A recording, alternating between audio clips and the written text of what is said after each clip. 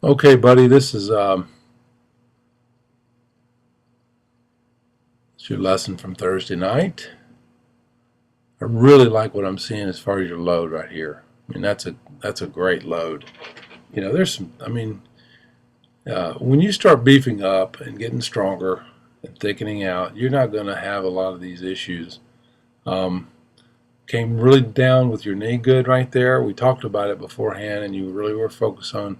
The more you focus on dry swings, just over and over, repetitive dry swings, you'll get these motor skills down in your legs. You'll bring that knee right in the middle of your pelvis. You'll get that front knee good and firm like that right there, and then you'll stop corkscrewing up. I mean, all of this will start to click for you, and it will definitely make a big difference in your production. All about hitting is production, and until you start facing guys that are really throwing hard, the arm bar situation, like when you get to right about there, see how straight that gets? Um, you can get away with that when guys aren't throwing very hard.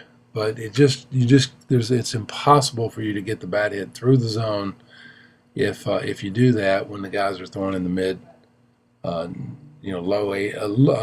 80s, mid 90s. It's just not possible to do. So you keep that arm from going straight, and in that way, the swing is a lot shorter. It's a little bit shorter. I won't say a lot. It's a little more efficient, and just shorter.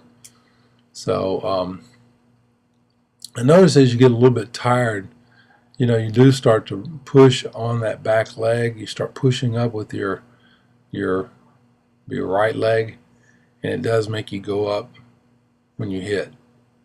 But if you look at the comparison right there, Caleb, I mean, he is a type of worker that he has done hundreds of thousands of swings because he really wants to perfect what it is he does as a profession. And when you get into that, you'll find that you're probably the type that will want to do that yourself. You have that opportunity. Now, Caleb catches with Baltimore and their organization. And you can see right there, your left knee really gets good and firm. That's really good.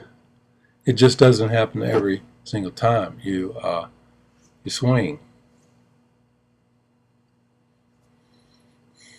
The more reps you do and the more times you can repeat those motor skills, the better off you're going to be.